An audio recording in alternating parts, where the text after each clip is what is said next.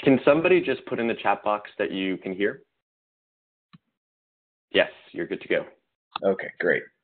Well, hello or good evening to everyone. Looks like we have a lot of East Coasters, so thanks for showing up so late in the evening. I'm based in Chicago, so I've got a little bit earlier than the rest of you, but try and make this as interesting as possible so I don't put you to sleep. I'm going to go through a bunch of stuff over the next, 30, 45 minutes. We'll see how long this takes. I get really tired of hearing myself talk, so would love to be prompted with questions and things like that. Otherwise, I'll just rattle on with kind of whatever comes to mind. And hopefully that'll be helpful to you, but the more you can help guide me, the better. So with that in mind, I think I'll just kind of start with a little bit of my background, what I've done and where I've been, and then talk about some of the decisions that I made along the way, and a little bit about my experiences at various points in my career. So hopefully you'll find that instructive, but I'll look for you to help me clarify and be more direct. So let me see if I can figure out how to go through this. All right.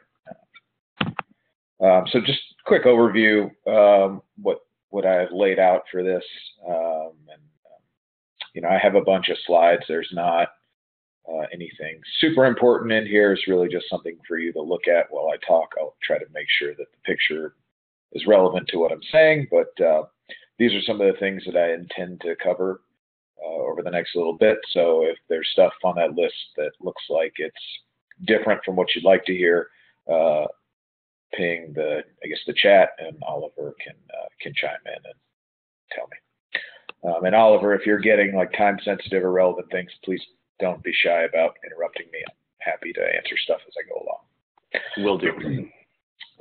Great. Okay, so a little bit about me. As I mentioned, based here in Chicago. I'm actually from Chicago originally. I've lived a bunch of different places, including overseas.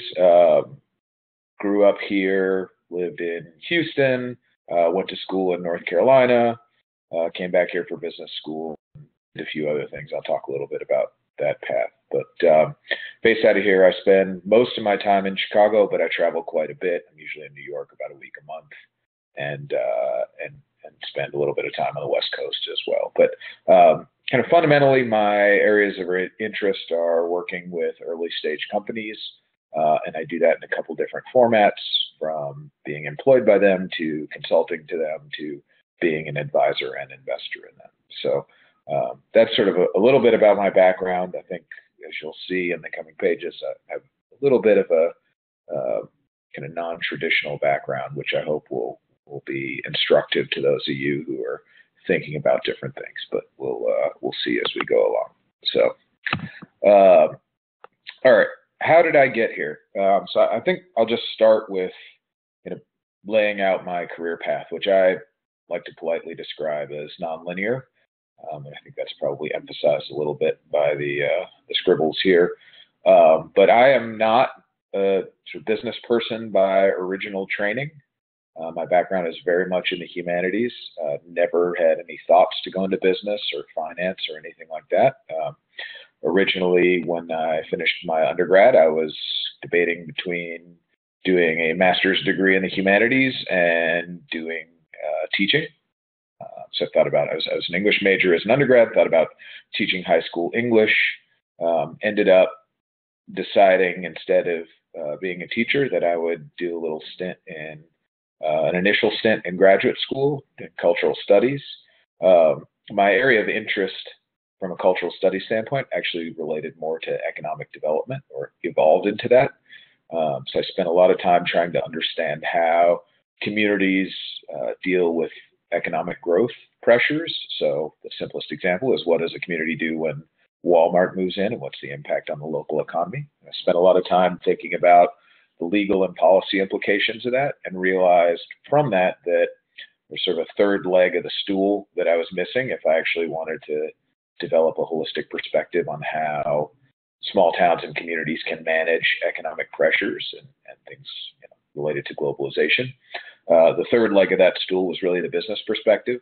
So how does a community think about developing policies and laws and things like that within the framework of how a business develops its own strategy? So, you can talk about all these things on the government side, but if you don't actually understand what drives the economic decision making of a corporation, then it's really hard to construct things that are mutually favorable or effective. So realized as I was doing my master's, my first master's, that I should probably learn something about business, and talk to a whole bunch of people, a lot of alumni from my undergraduate institution, and did a lot of just networking, picking up the phone, having conversations, coffees, etc. And basically said, look, I want to learn about business. I don't have any business background whatsoever. I don't know that I want to do business forever, but I really want a general perspective on how businesses work, how executives think about things, how they address issues, how they analyze problems, and drive to conclusions. And so the feedback I got from a lot of different people I talked to was there were sort of two routes that somebody who really had no background like myself could take. One was management consulting, and the other was investment banking. Investment banking, I think, has a particularly more focused lens than management consulting, and we'll get into that in a little bit. But I decided that management consulting was going to essentially give me a more general view. I had no idea what kind of business I was interested in. I just wanted exposure to a bunch of different stuff. Wanted to work with really smart people, and I wanted to have a really steep learning curve.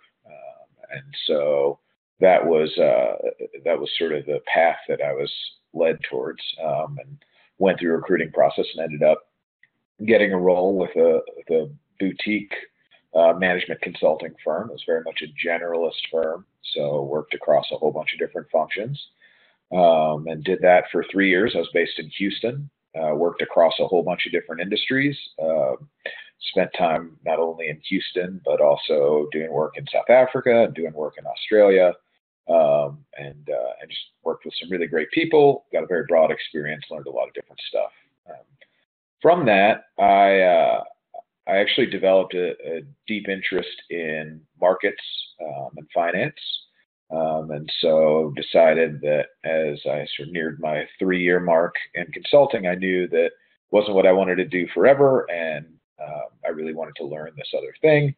So started doing very similar to what I had done before going into management consulting, which was a lot of networking and talking to people and describing my interest and trying to get connected to people who are in the field, and ended up actually back in Chicago temporarily, launching the U.S. operations for a London-based derivatives trading firm.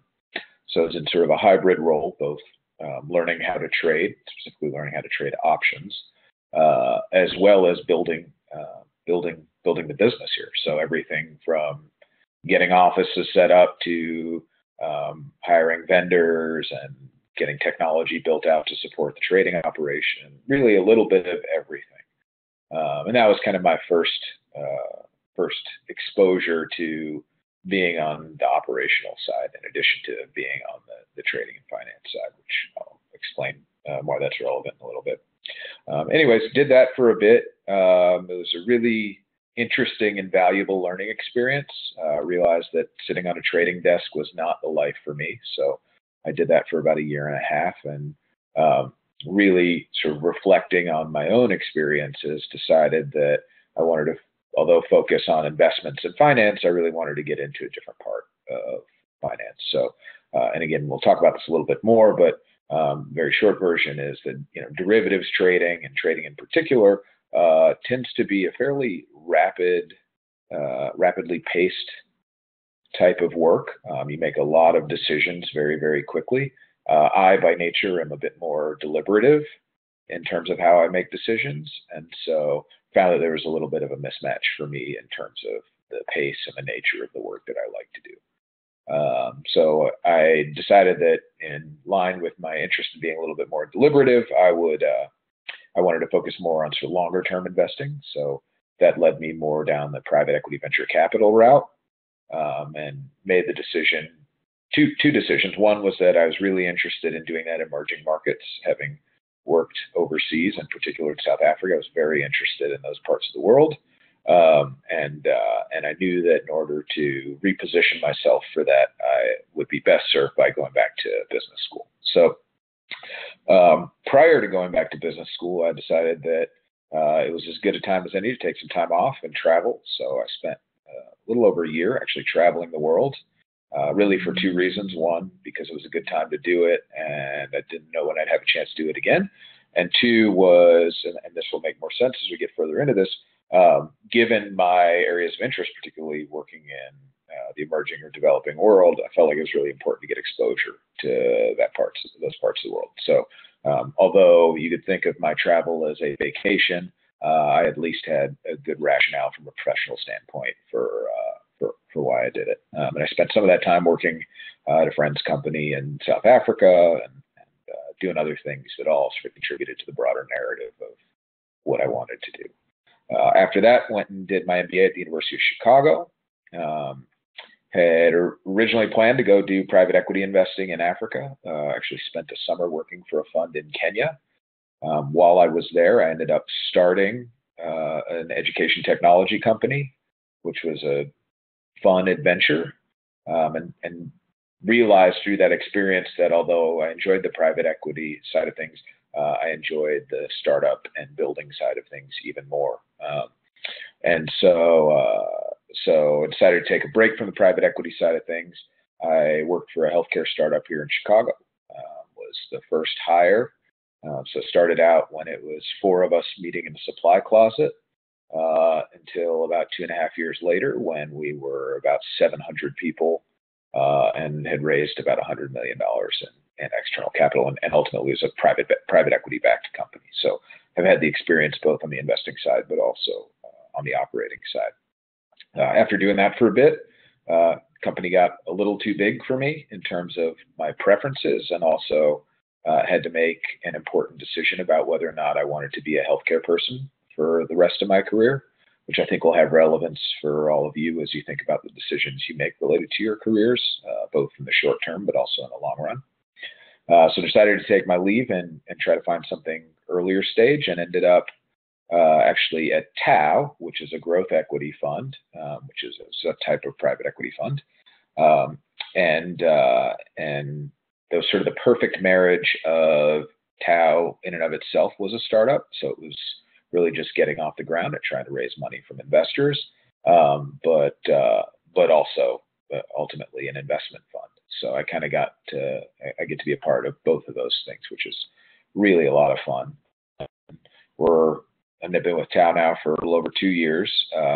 In addition to growth equity, we're actually looking to put together a venture capital fund as well. So I get to dabble in that stuff.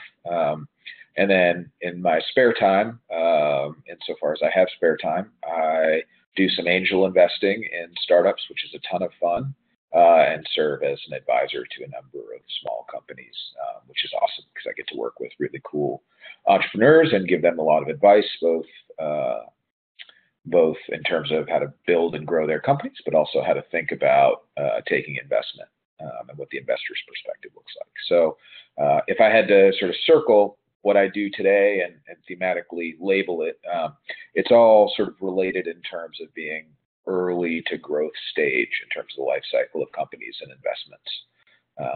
And so that's what I've done, and that's where I am. Happy to answer any questions about any of that stuff at any point.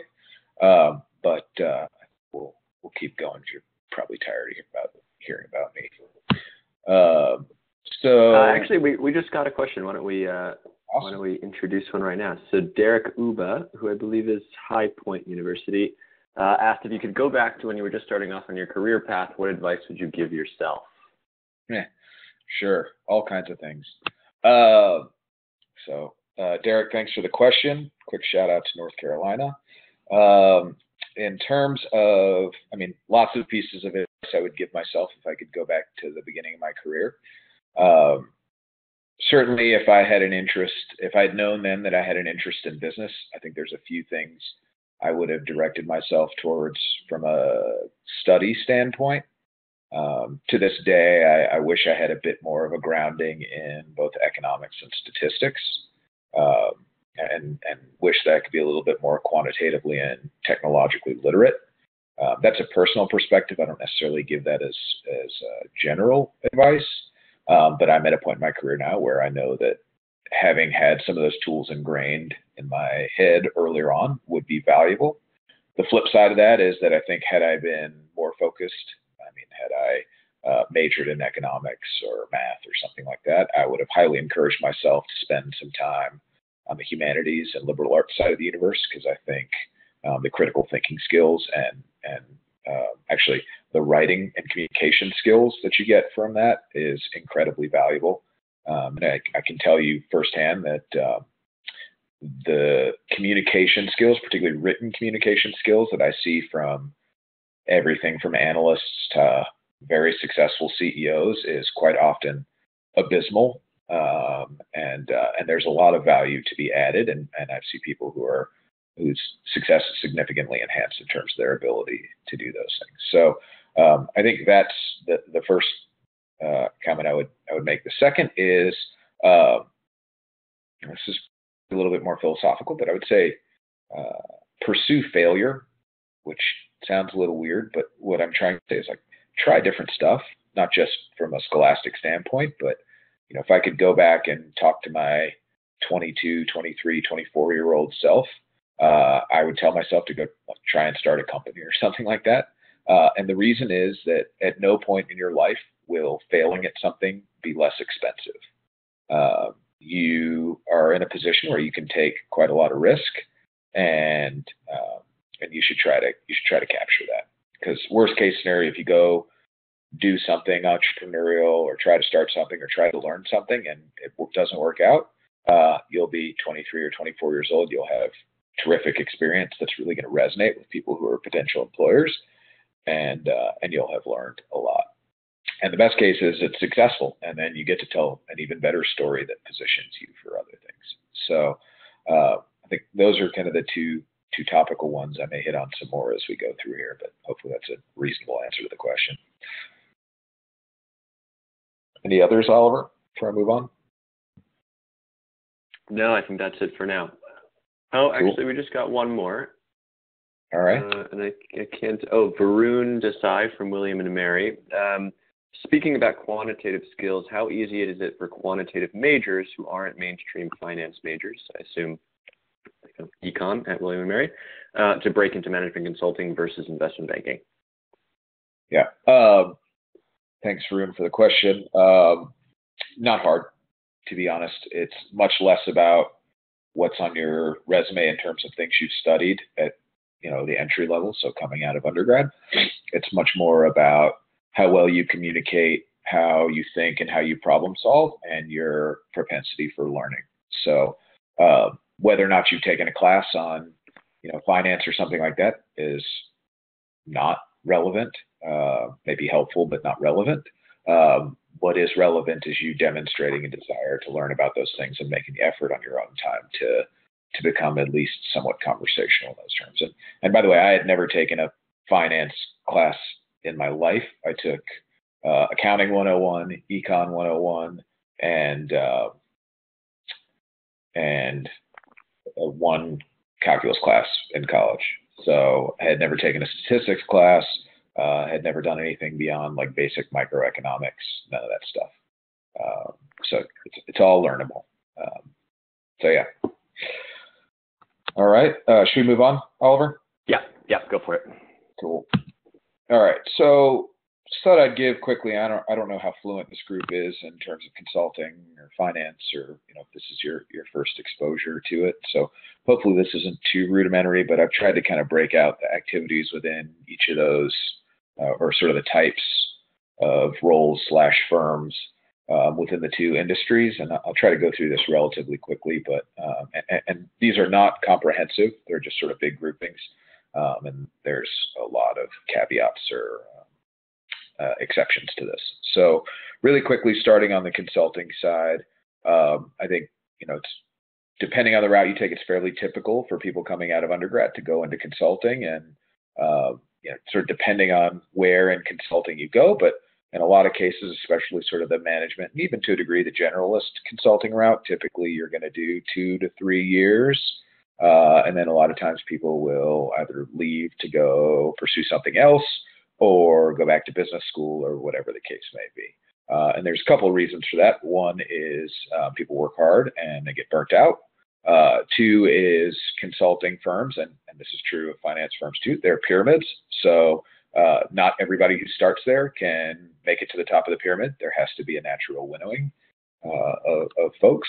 And then, the last piece is just not everybody wants to continue to do that type of work or be in professional services or whatever the case may be. So, and I think that's important is that in most instances of consulting, in fact, all instances of consulting, and many, if not most instances of finance, what you are is you're in professional services. And so what that means is you are serving someone else. You have a client or a customer, and ultimately you're doing work on their behalf. And I think that's really important if you have thoughts of being an entrepreneur at some point or anything like that. It's important to understand that you come into this experience knowing that you are ultimately doing customer service and providing a service to clients that hopefully is valuable. But it's different from being your own boss. For me, when I made the decision to leave consulting, ultimately it was that I had a phenomenal experience, great people, but I knew that I was doing analysis and problem solving for things that ultimately I wasn't going to be the one who owned the decision on. Or the decision for, and I wanted to own that decision.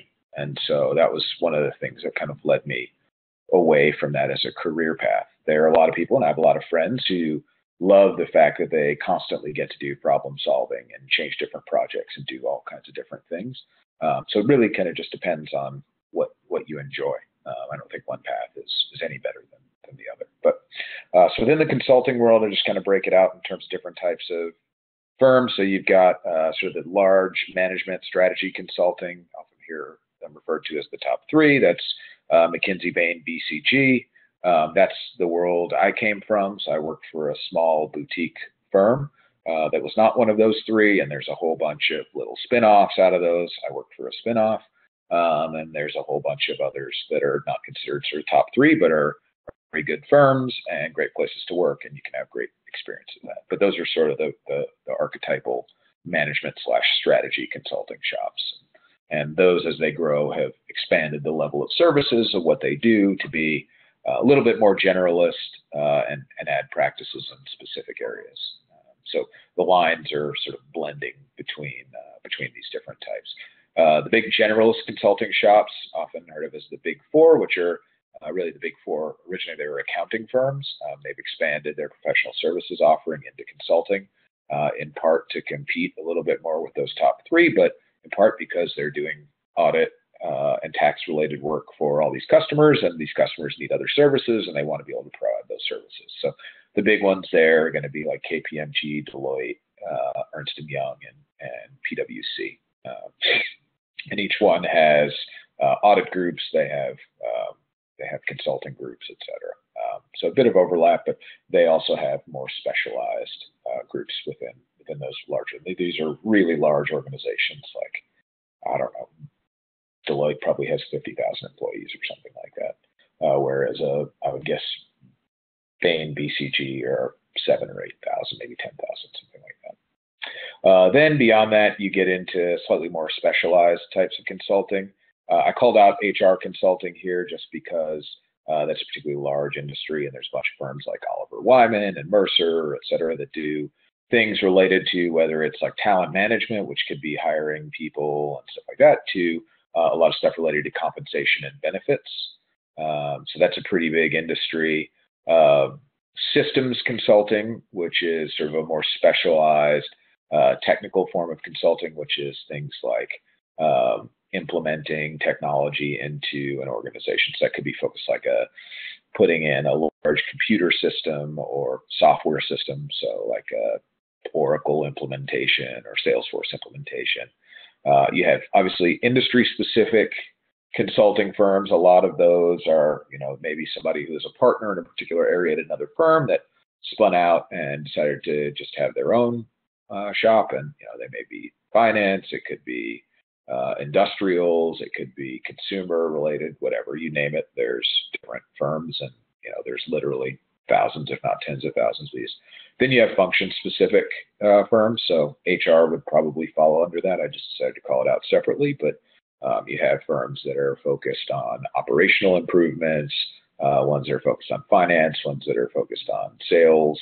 So that could be things like coming in and doing an assessment of a sales organization and developing training for the sales organization, et cetera. Then you have IT, which is often referred to as sort of managed services. And that's almost like outsourcing to a degree. So you may, as a company, not want to have a big IT staff, and so you can have a vendor that really sort of manages and consults for you on whether it's what kind of equipment to buy to actually like running your systems and making sure they don't break and stuff like that. So that's the consulting universe. On the finance side, so you have a couple different sort of big areas that exist. A bunch of these fall within big banks, but there's also lots of little independent entities and not so little independent entities that do these things as well. So classic would be investment banking. So this is your, the activities that everybody from like Goldman Sachs and Credit Suisse do. So that's typically advising large companies on buying other companies, or it could be issuing certain types of securities or things like that. Can also be smaller boutique banks that specialize in a specific industry that are doing deals, or they're doing smaller deals, or whatever the case may be. There's different categorizations for these. When you may hear somebody refer to like bulge bracket banks, those are typically the big banks that you hear about in the headlines of the New York Times and Wall Street Journal. So like Goldman, Deutsche, Credit Suisse, Bank of America, Citi, et cetera. And then you have mid-market banks and all sorts of stuff, and boutique banks. So within those banks, in addition to investment banking, you have corporate finance. So this is, think of it as like business banking, essentially, except maybe for a larger company. So treasury is like, if a company like Apple, for example, has a bunch of money that they've made, they have to do stuff with that money that may not be give it back to shareholders or invest in the company. So they may do things like put it in bonds or something like that. Corporate lending, so this is just making loans to big companies. Leveraged finance, so this could be helping a company do something specific, whether it's do a deal or something along those lines, or make a particular investment that revolves around taking a specialized type of loan. Sales and trading, so that was sort of the universe I was in when I did derivatives trading. I didn't do it at a bank. I did it at a trading shop. But there are a bunch of different categories. You can do equities, which is trading stocks, fixed income, which is trading bonds, foreign exchange, which is trading currencies, and then derivatives trading. So that's usually trading all sorts of things like options, swaps, other instruments that are typically related to those other three. So private wealth. Private wealth is essentially like very much like a professional services business. So it's an individual who has a bunch of clients, and you're helping them make decisions about how to allocate their money, whether it's into stocks or bonds or investing in companies or putting in mutual funds, whatever the case may be. Typically, those people are advising what we refer to as high net worth individuals or family offices, though you can also be a financial advisor. It doesn't have to be a private wealth person at a big bank. It can be working with everyday professionals and even folks who work in factories or whatever the case may be, helping them plan for their financial future. Then you have alternative investing, which is a big broad category of things like hedge funds, private equity, venture capital, and then what I've labeled special situations, which are these groups that do all sorts of weird esoteric types of investing into, whether it's securities or weird real estate deals or distressed projects, or whatever the case may be, all kinds of funky stuff. So I think that's just sort of a good overview. There's obviously a bunch of resources out there on the internet, books and whatnot you can get your hands on. Highly encourage you to do that. When I was where you guys are, I would go, I don't know if they still have, but like the Vault guides on these things are good starting points to just kind of get fluent on what the lingo is and what the jobs are about and things like that. So I don't think a lot of stuff I'm telling you is different from what you might find in one of those resources. before I jump into sort of the characteristics of what these things are, Oliver, any other questions or anything? No, I think you're good for now. I've got one for you, but we'll save it for after this slide. Cool. So just quickly, sort of what are the characteristics of a job in one of these industries? I kind of had a little cop out on the finance side, but I'll try to get into that in a little bit more detail. So on the consulting side, quickly, tends to be project based. So you are doing something for a client. It could be a strategy project. So what's our market entry strategy? What is Coca-Cola's market entry strategy for going into a new country or something like that, where you may have 12 weeks to do a bunch of research and analysis and come up with a proposal. It could be a compensation study, so looking at benchmarks for how a company pays its employees and trying to rebalance those and making a suggestion associated with that. They can be not project-based. They can be sort of evergreen. That would be more of the like IT managed services stuff where you essentially have a contract and you're dedicated to working on stuff, or in some respects, it's almost like a secondment arrangement. So you're basically working at the company. You just aren't an employee of the company. You're an employee of the consulting firm, and you may actually end up working there for like a year and a half doing stuff. That happens a lot with government-related consulting firms. So like Deloitte and a lot of the Big Four, they have big government consulting practices where people will essentially be contractors for the government for years on end, and that can be all sorts of different stuff like procurement-related things, all kinds of stuff. So it varies a bit, but typically it's project-based. Tends to be travel, but it depends on what kind of consulting you're doing and where you work and things like that.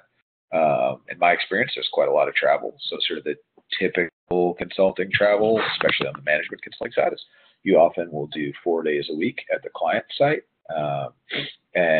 That's one of the reasons that I think it can be a little taxing for some people, especially if you get staffed to places that aren't necessarily the most exciting places on earth. So, you can have awesome experience like me where you get shipped off to South Africa for 3 months and it's amazing. Or you can get shipped off to, Dubuque, Iowa. No offense to our friends from Iowa who may be on the call, but you're, living in whatever the nicest motel is in Dubuque and working in a whatever chicken factory every day, which, by the way, chicken factories I think are quite interesting. But, doing that for 9 months when every Monday and every Thursday you're getting on a flight can be tiring for some people, especially if you have a family and things like that. That can be a challenge. But it just depends. Other firms, much less BCG in particular, they're very careful about how much they have people on the road. So culture matters as you're thinking about specific firms and stuff like that. Something to bear in mind. The cool thing about consulting, again, this depends on what you do, but usually there's an opportunity to learn a lot of different things and get exposed to a lot of different stuff. So whether it's lots of different clients that you may be exposed to. So if you're doing short projects, you may work with a bunch of different folks. You may see different industries. That was my experience. Some people may choose to be more specialized, whether that's specializing on a particular function or specializing in a particular industry. It really just depends. But, for me, one of the reasons I was really attracted to going into consulting was I had no clue what I wanted to do. So I really just wanted to get exposed to as much different stuff as I possibly could. And I was really fortunate in my career in that I did. So I worked in everything from healthcare to telecom to energy to industrial services. I did stuff in strategy. I did stuff in HR. I did stuff in finance and operations. So really got to see a broad set of things, which, for somebody like me who still doesn't know what I want to do. And by the way, for everybody on here, when you get to my age and you still don't know what you want to do, that's okay. At least that's what I tell myself. It's really helpful to see a lot of different things and help you figure out sometimes what you don't want to do. And that can be really valuable and helpful. So don't shy away from that. Another nice thing about consulting is that you can jump to a lot of different stuff, right? So a lot of the skills that you'll gain from consulting, which relate to communicating ideas, doing analysis, presenting that analysis, so using Excel, using PowerPoint, et cetera, that's really transferable to a lot of different stuff. So whether it's working in a startup, working in a nonprofit, going to work in a big company, even going back to school or to academia, those can all be really good. The other thing, which also belongs on the finance side, is You tend to get paid pretty well in these industries, certainly better than you get paid teaching or being a graduate student or typically at an entry level in a corporation. So that's for some people that's a factor. I don't. Just depends on how important that is. On the finance side, so I would say depending on what you do, your hours will vary. If you work on a trading desk, your hours may be fairly limited. So you may just work during market hours, which typically is like 8:30 a.m. to 5 p.m. when you're in New York. If you're in San Francisco, it's hours are just shifted. But typically, you don't do work outside those hours. The trade-off is that typically those hours that you're on the desk are very intense, so you're typically exhausted when you're done. You don't want to do any more work. Versus when you work in investment banking, you may be working 80, 90, 100 hours a week at stretches. Investment banking tends to be sort of deal related, so kind of project like. So you may work on a deal for anywhere from a couple weeks to a couple months. You spend a lot of time putting together pitches that suggest deals to potential customers or clients. Trading is much more just every day you're on the desk trading. A lot of banks have rotational programs for these things, so you may go to different groups. So in the banking side, you may go to different groups that focus on different industries. On the trading side, it's different groups that have different products. If you're doing private wealth, typically that's a bit more relaxed, and you play sort of an analyst role, again, doing research and putting together PowerPoints and stuff like that. Probably working 60 hours a week instead of 90, but you probably don't get paid as well as the investment bankers or the folks who are trading. And then on the alternative side, it really depends. Private equity can be very similar to investment banking, so can venture, and so hedge funds. It's typically like trading, very much. So that's kind of a quick overview. Again, the answer for a lot of this is it depends, but let's keep plugging away here. Oliver, anything on there before I shift gears a little bit? Yeah, we've got a bunch of questions. So two choices. You can either continue to go through your deck, and we'll save them all to the end, or I can ask you a bunch, and we'll just maybe not finish. Yeah, let's do some questions, because the next bit of stuff I have is more sort of how to approach recruiting and interviewing, stuff like that. Which okay, cool. So let's get a few. So Armani Nieves from Bryant University wants to know, would you say that people are more likely, or that you, in your experience, tend to burn out more working in consulting or in finance? So in which career do people last longer to start? I don't have a great answer to that. I think typically consulting is a little bit better. What tends to, I think, burn people out in consulting often is the travel. Versus in investment banking, it tends to be the hours. So I would say in investment banking, typically you're just working long hours more consistently. Consulting, it ebbs and flows a bit based on what projects you're on, or sometimes you're in between projects and you work 40, 50 hours a week. So it just depends. I would say, on average in consulting, you're probably working 50 to 60 hours a week, and it can spike to 80, 90, sometimes 100.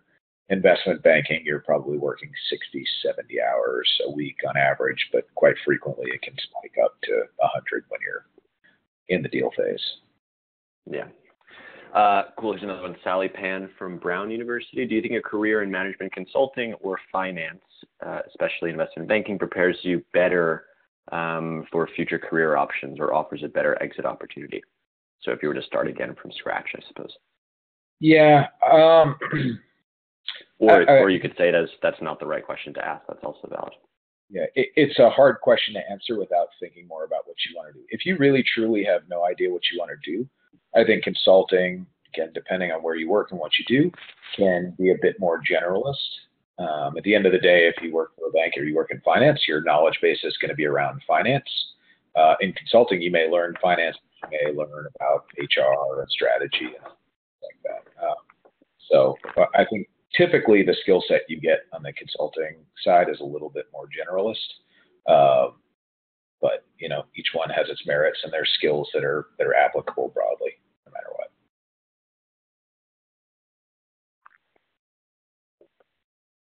Cool. I think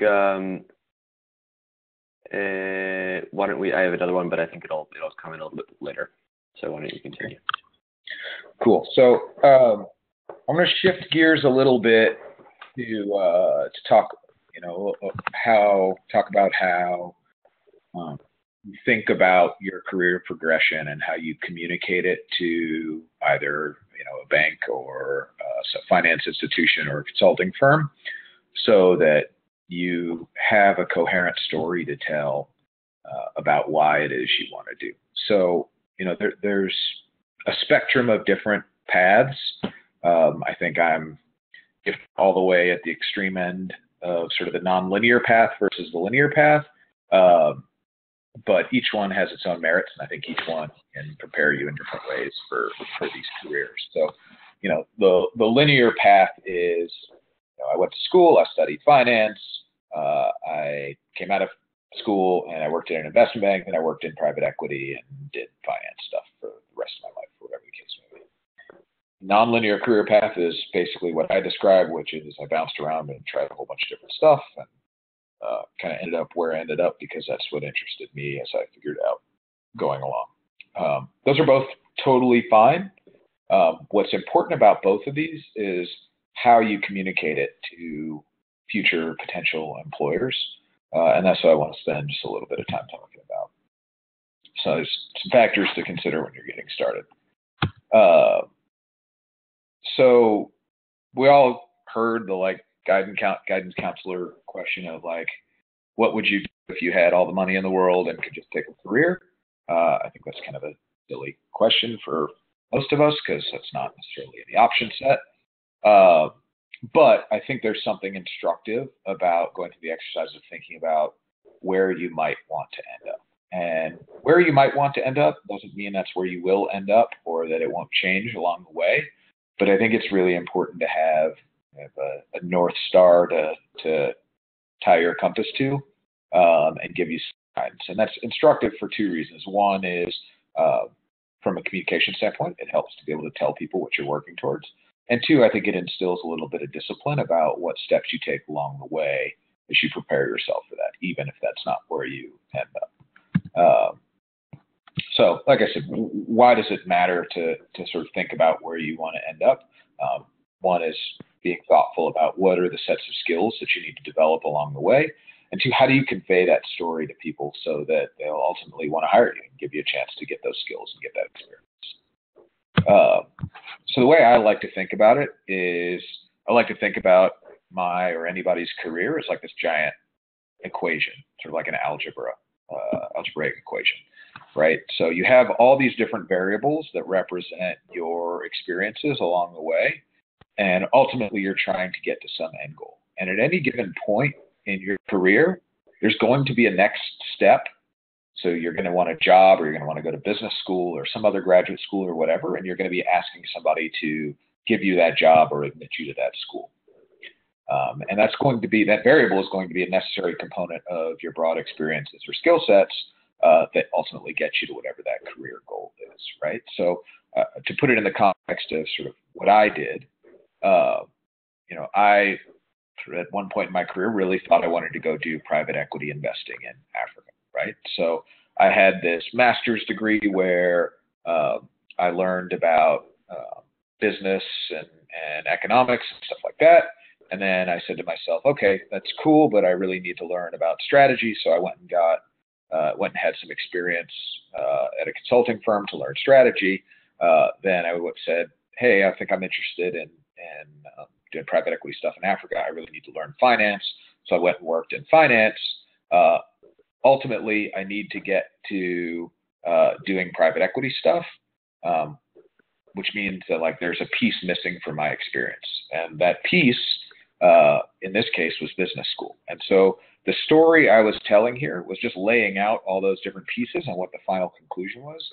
And what I wanted whoever the person was that I was talking to sort of naturally follow this logic so that the one missing variable was whatever it was I wanted from them, right? So the story I told for wanting to go do private equity in Africa, there was a big missing chunk in it. And that big missing chunk was going to the University of Chicago for business school. And so when I was having an interview or writing an essay or whatever, What I wanted the person reading it to say is like, oh, this person they want to get to point E, and they have A, B, and C already, but they're missing D. And what's the best possible option for them to get D? It's to go to the University of Chicago for business school, right? Or it could be that D is working at Goldman Sachs so that they can then work at a big private equity fund. Or, D is working in private wealth so that they can then go manage a family office. Whatever the case may be, what's important is like you need to tell a really consistent story that takes all the pieces of your experience and shows other people, one, how it's contributed to what you've ultimately decided to do and giving you skills and experiences that are relevant to that.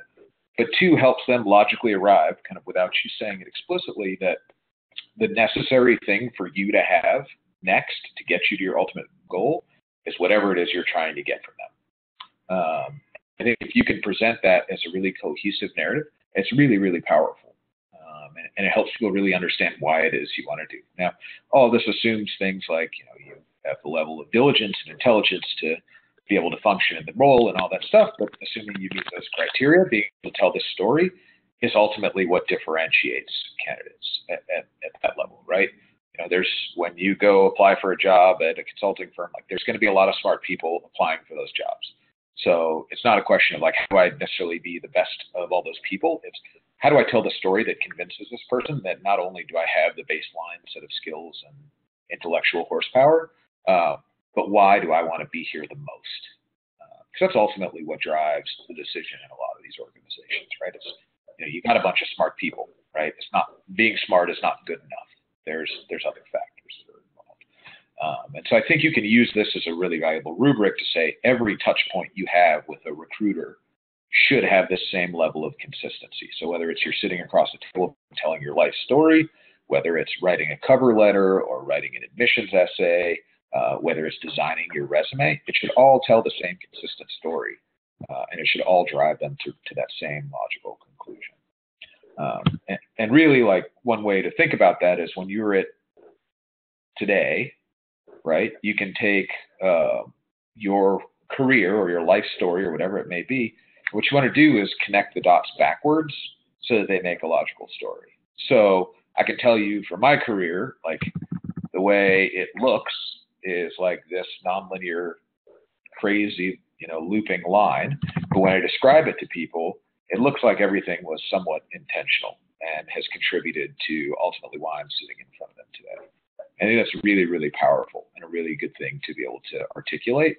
And so I encourage you, realizing you're all early in your careers, but as you think about what different experiences you're having and how you're sort of adding lines to your resume, what's the story that you're going to construct as you look back at those things to tell to the next person in your journey? I think that's really, really important to do. So I thought I'd share that with you just because that's how I, one, think about these things, and two, it's how I've counseled many folks who are in your shoes or even slightly later in their career to think about all the things that they've done and how to prepare for the next step.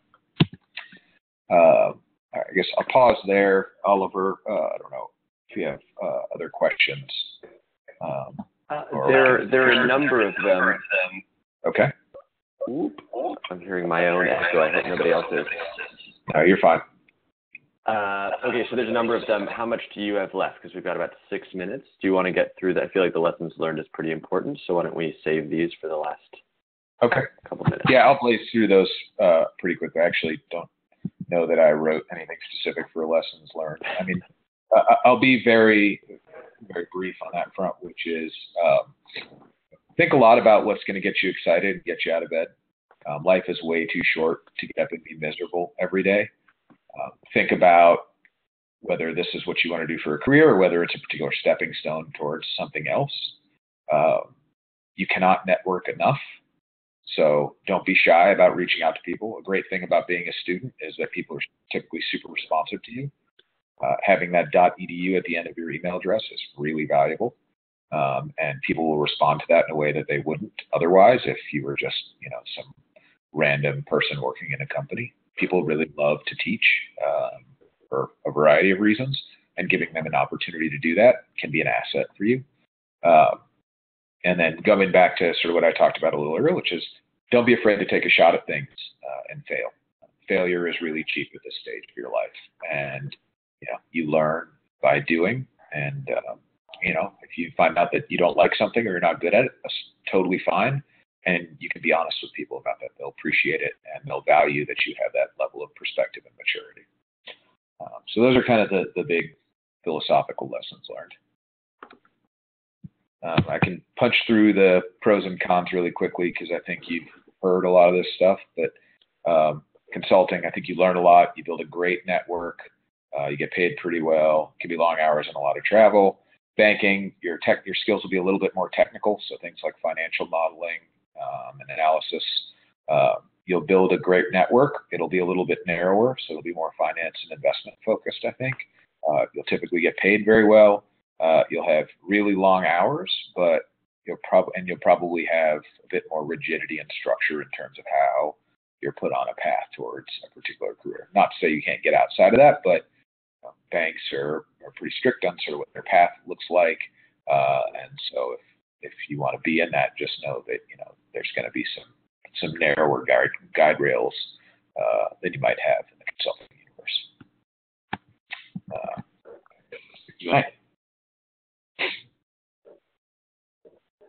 Good. Hey, thanks so much, Andrew. That was really great. I think we'll throw a couple of questions. So one is from Shuan from Columbia University. I hope I'm pronouncing that correctly. But she wants to know, and I'm going to ask you this one because it's kind of unique to you, is how transferable do you think the skills you've learned either in investment banking or in consulting, and maybe to compare them, are for ultimately working at a startup? So if somebody kind of knows they want to work in a similar vein to what you do with startups, which one would you say offers the greatest opportunity to learn and to be helpful in that space? Yeah. So two things. First is just a disclaimer. So I did not work in investment banking. A lot of friends who did, and I picked up some skills along the way, but I didn't go through. Yeah, I guess just the industry. Yeah, no problem. The short answer is both are hugely helpful. I think, frankly, even though I'm not, haven't been a banker and at many points in my career wasn't a finance guy, a lot of times when I'm helping entrepreneurs, it's finance related stuff. So building financial models and stuff, which a lot of people who work in startups don't know how to do. That's very valuable, especially when you think about raising money as a startup and how you value your company and how you have discussions with investors about structuring things related to raising money. Hugely helpful to have that banking background. And if you're going to go on and do venture capital and things like that, very helpful. But consulting is super useful as well. You'll get general skills that are really valuable. So more general modeling and analytics skills. So you may be doing work not just on building a financial model, but thinking about an operating model or developing like a customer acquisition model and things like that. So both hugely helpful for a startup. I think I would say that the slightly more general experience of being in consulting can be a little bit more helpful at the early stages of startup, just because I think consultants are a little bit more flexible in their thinking, or really in how they're trained to think. But both tremendously valuable, and both have their fatal flaws too, in terms of startup environment, which is that most consultants and investment bankers have never actually run a company and often don't know what they're doing when they're trying to make assumptions about stuff that they're trying to do. But good news in a startup is you learn that really quickly or you go out of business. Cool. Do you have time for one more? Yeah, I'm good on time, so I'm happy to go. Cool. Let's get one more here. So Anaga, again, hope I pronounced that correctly, from the University of Michigan, is asking, and I think this is especially relevant for you since it didn't sound like you were so clear that consulting would end up being the path when you were an undergraduate. She'd like to know, how could you distinguish yourself when you're still in school for a job in consulting? So are there conscious things you can do or pursue as a student? And she explicitly says not your innate problem-solving skills. Sure. The canned answer that I guess sure. is commonly thrown around. Yeah, I think twofold. So one is, I actually think extracurricular stuff is really important from a differentiation standpoint. Going back to the point I made about, once you sort of establish that you have the intellectual horsepower to be in these industries, the big differentiator is like if I'm going to be in Dubuque, Iowa 4 nights a week and I'm stuck in a conference room at the chicken factory with you, am I going to go nuts being stuck there, or am I actually going to enjoy working with you? So demonstrating that you have interests and you're fun to talk to and a decent human being to hang out with actually matters a lot, particularly in the consulting world. I think it's true in the banking world and becoming truer, but historically has been a little bit less true. So that's one piece. The second is whatever you can do to use school as a platform for getting access to people that you might not otherwise be able to do, I encourage you to do that. So whether it's rating the alumni directory, or one of the things I think is really great is like put on conferences and events that are basically like an excuse for you to call people that you want to get to know, who you might not otherwise be able to, and get them to come talk to you or talk to people at your school or whatever. People love to do that stuff, and if you can get school to pay to fly somebody like me to your school to talk for 45 minutes, just so you then have the opportunity to hang out with me afterwards, that's a huge way for you to take advantage of resources that I think a lot of people don't normally think about. That's really valuable. So I would not put enough overemphasis on the value of networking. Great. I think we'll wrap it up now. There are a bunch more questions, but what I'll say is for those students who asked questions and didn't get them answered, or if something pops into your head sometime tonight or in the coming days, please feel free to reach out to us. You can email me directly at oliver@modernguild.com, and I will package those and forward them on to Andrew, and we'll try and get you a response as quickly as possible. But Andrew, thank you so much for making the time and for being so thoughtful in kind of walking through your journey. This was an unusual workshop for us, maybe a first, to have this kind of reflective tilt, and I think it was really successful and helpful. So hopefully students will feel the same way, and that's it. My pleasure. I hope some small amount of this is helpful to people, and I hope I didn't ruin it for future speakers. But please do reach out to Oliver with any questions you have. I'm more than happy. I love helping young folks who are going through this stuff because I've dealt with it myself, and it's I always found it useful to be able to talk to people who had done it before me. So it's part of the tradition of passing it on. I think we would all agree. Totally right. Right. Totally right. Cool. All right, everybody. Have a good night. Good luck to all of you. Bye. Bye-bye.